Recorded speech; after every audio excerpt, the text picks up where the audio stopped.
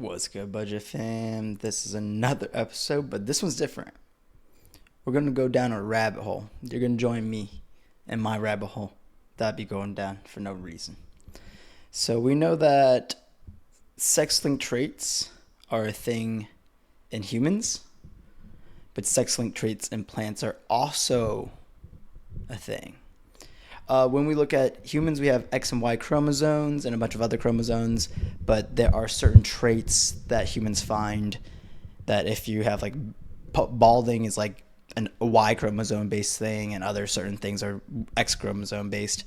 But one really cool thing I was looking up these sex-linked traits, and I was going down this rabbit hole, going down deeper and deeper and deeper, and eventually I found that this cute little article right here from earth.com, Nature, Science, Life. Scientists revealed the most complete cannabis genome yet. Blah, blah, blah. That's not important. That's not important. Also not important. 30% is dry weight and terpenes. You can have. Yep, so true. I've hit a 30%er. Here's one really cool part. Researchers gathered genomes from 144 cannabis plants worldwide. Collectively, these form the cannabis pangenome, providing an unprecedented view of the plant's genetic diversity. The detailed analysis uncovered surprising patterns. About 23% of the genes were found in every genome, while 55% were nearly universal. Another 21% were moderately common, and less than 1% were unique. That's awesome. That's very interesting, isn't it? Is the mic working? Oh yeah, the mic's working. Just double checking, guys. The team also found that variation in fatty acid biosynthesis are linked to the production of tetrahydrocannabidiol, THCV. I'm gonna have to give a shout out real quick. The guy responsible for THCV is Jade Nectar. Everybody go ahead and follow this guy. Everybody go ahead. This is my grow tip of the day. Ignore these guys. Sorry. The grow tip of the day is follow Jade Nectar. Follow this guy. He's a cannabis activist. He's working for helping animals, people, everything. Making the laws progress, and he grows really interesting land races. He's also responsible for Free the V project. There was a project where he's giving away free THC seeds. Free the V seeds. Bam. Jade Nectar.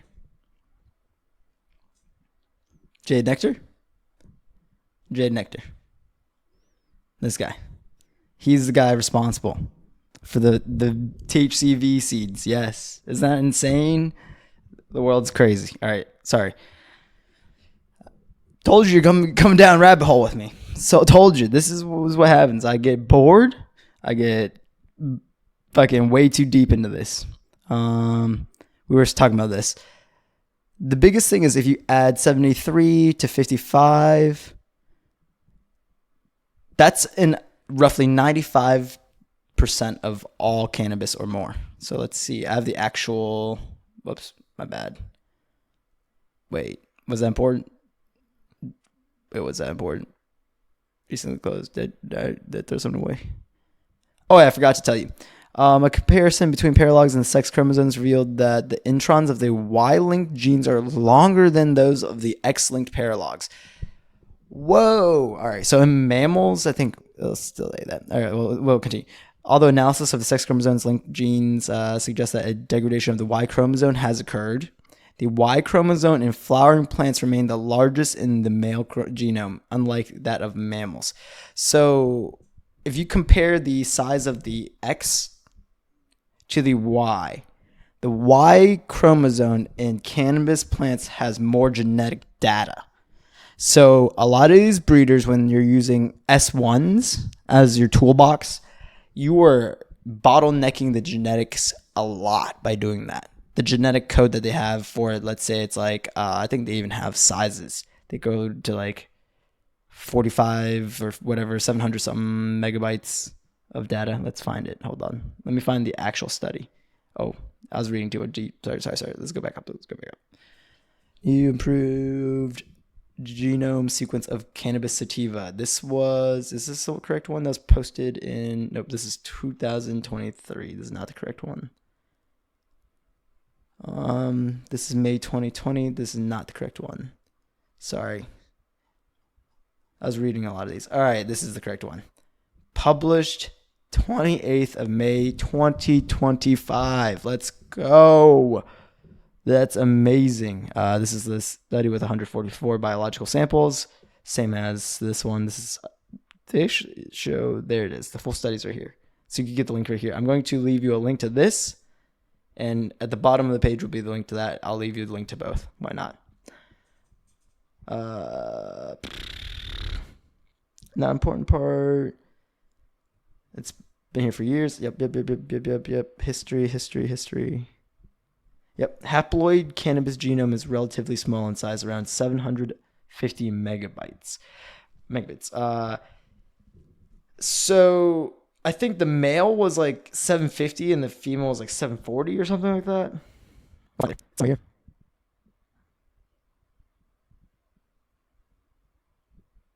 There.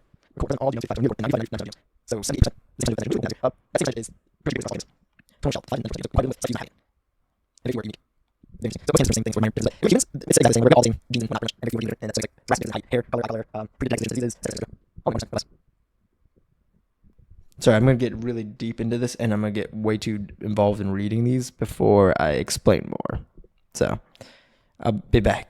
Real quick, I want to talk on this one point a little bit longer because I'm not going to talk about it in the rest of the video. Unlike most angiosperms, cannabis has a heteromorphic XY pair with a Y chromosome that is approximately 30% larger than the X chromosome. The big thing about that is humans have a much smaller Y chromosome than our X. It's really cool to see that in plants it can vary so dramatically. They also have an SDR that spans 79 to 84 megabits out of approximately 110 of them, making it one of the largest SDRs in plants, and it contains a bunch of genes in the genome. So, of the genome, it's one of the largest parts. It's important to keep the Y in there so that you can offer more genes. So, all of the seeds I'm doing in the giveaway that I've created are reg seeds. They are male and female. So you'll have a chance of getting a male or a female when I give them to you, which is why I'll probably be giving away like 5 or 10 of them away at a time rather than just like a 3 or 2 pack. You're going to have to sort through them. You might get some good males. The males, it will probably be really good. The Hawaiian Dimes male is amazing. But I personally chose to keep them regs for more genetic diversity. If you guys were trying to make some of your own seeds, this will be possible as well. I don't want you to not be able to make your own seeds.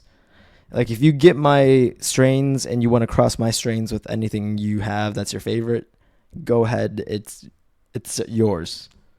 It's yours. But all right, I'm going to let you get to the rest of the video. Don't want to keep for too long. See ya. Adios. Alrighty, friends. I wrote you guys some notes. I'm going to put these in the description. Hopefully it fits. I don't want to go past 5,000 characters. I'm not going to go too in depth, but I wanted to get you guys started, get you guys using some scientific thinking, critical thinking, and some questions you should be asking when you read these. And yeah, they're basically leading questions that'll help you understand more with some links if you need to understand some of the terminology. But I'll link that in the description in a little bit. I wanted to go ahead and go over the notes that I had written so that we can talk about it a little bit on this video. So let's talk about number 1. Across the pangenome samples we found, 23% of genes were core, present in all genomes. 55% were nearly core in most of the genomes, 95 to 99%. Like that's way more than majority. 21% were in shell, 95 to 94% of genomes, and a small fraction were classified as cloud, 0.4% or unique, 0.7%. So most of the genes in cannabis will always be exactly the same as each other. You're looking at very minuscule differences, creating massive structural differences, chemotype differences, cannabinoid production differences, all these in this little small part. But there's a lot of that's actually found in this 23% as well. We'll find that. We'll look at that later if possibly. We'll possibly look at that. Gene ontology, GO, terms related to terpene biosynthesis and defense response were some of the most frequently enriched among core genes. Yes, we did get to talk about it. So in this 23% of genes, terpene synthesis and defense response, which is like cannabinoid production, which is a defense response, was often found in the core genes. So pretty much every cannabis plant has it. You can take any cannabis plant, change one letter in its genetic code, an SNP. Wait, hold up. We'll cover that in a second. An SNP is a... Do I talk about it? I do talk about it. Yep. A single nucleotide polymorphism, SNP. So if you had a bunch of genetic code, ATC, whatever, GT, whatever, and then you have like another one that's exactly the same, except for there's like slightly one thing that's different, one little letter compared to another plant. Because they come in sets. DNA is 2 sets of code. So code 1, code 2, and then code 1, code 2 for the other one. But there's only one letter that's different between the two plants. That can cause a plant to have completely different flowering times, completely different structure, completely different cannabinoid production, or terpene synthesis, or et cetera, et cetera, et cetera. Let's go back to the study. We'll look at... That was the pangenome part. We'll look at this part. Cannabis has not undergone a whole genome duplication since ancient lambda event, approximately 100 million years ago. So it's been 100 million years since cannabis has gone a whole genome duplication. What does that mean? Let's look at our notes. What does this mean? Whole genome duplication. Genetic duplication is a process by which a region of DNA coding for a gene creates additional copies of the gene. Similar to gene duplication, the whole genome duplication is a process by which an organism's entire genetic information is copied one or multiple times, which is known as polyploidy. This may provide an evolutionary benefit to the organism by supplying it with multiple copies of a gene, thus creating a greater possibility of functional and selective favored genes. Go ahead and look at that. This entire thing will be in the description below. Boop. Boop. Let's get a little cute picture. So there's haploid. Haploid is N. This is this guy. This would be the pollen or whatever's in the bract and the pistil. That'd be haploid. That's the number of genes it would have. When you put them together, like the pollen with the flowering bract with pistil, then you get a diploid. You'll become a whole plant. You get a seed. A seed is a whole plant. It will be diploid. And it'll become an embryo, and inside the seed, it will have a full set of DNA. A whole gene duplication event would cause it to have either triploid or tetraploid. We do have this occur in nature. We do have ways to force it to happen with like crocus bulbs and other breeding techniques that would kind of require manipulation using chemicals and whatnot. Generally is how we would do it. Not important, but the biggest thing is in 100 million years, cannabis has yet to create a polyploid that was functionally better than its diploid counterparts. And this is why I doubt someone who says, I have a triploid that that's better, like donuts or something. That's better than your GMOs, your sour diesels, or your chem dogs. It's not gonna happen. But yeah, so I do believe if you do find a tetraploid plant, there is a possibility of it being better, but like it's not gonna be like better in every way. As soon as you get into triploids, they're sterile, so you can't breed with them. So even if a triploid was better, it's not going to be able to pass on its genes. Actually, there is a study where they did. You would get very few viable seeds if you took a triploid male and breeded it with a tetraploid female cannabis plant. But the number of seeds you get that are viable are so small that it's not really worth it.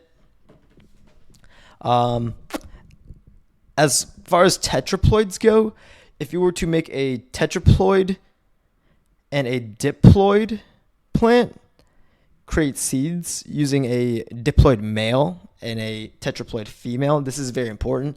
The female, and if you ever bred dogs, I myself haven't bred dogs, but if you breed dogs, you would understand that a female dog needs to be bigger than the male dog in almost every single case, or at least like comparable size. You don't want to put like a female Chihuahua with a husky because bad things happen. Yeah. Zaza genetics. But anyways, he knows what's up. Check up Zaza. He knows all about the dog breeding and the cannabis breeding, and he'd explain this to you better, probably. I'm just giving you a quick little explanation of cannabis plants work similar to dog breeding, where the female must be larger genetically than the male if you want to get viable seeds. So when I'm trying to get a triploid, I wouldn't use weird genetic modification. I would find a tetraploid female and a diploid male that I wanted, and whenever you breed them together, you'll get a tetraploid. The seed count will still be lower than if it was a diploid to diploid or diploid or tetra to tetra, but you still get seeds. If you were to take a male tetraploid and a female diploid and made them crossbred them, you'd get very few, if any, viable seeds. I would have to look up the seed. I would have to look that entire study up. That was completely off topic, and I get off topic sometimes when I'm talking about tetraploidy and triploidy. But let's talk about the next topic. What was the next topic? Sorry, friends. It's one little sentence will set me off, and that's the problem. I'll make like a 30-hour video. How long is this video already? Oh, it's 10 minutes long, and the other one was 8 minutes. That's 16. All right, cool. We'll just try to keep going as much as I can, and if I can't cover it all in 27 minutes, I will leave the rest up to you, friends. All right. Not important. So let's talk FST and fixation index. What is FST and what is fixation index? The fixation index is a measure of a population's differentiation due to genetic structure. Differentiation due to genetic structure. So how different one plant is from another plant because of its genes, or one or two little letter differences.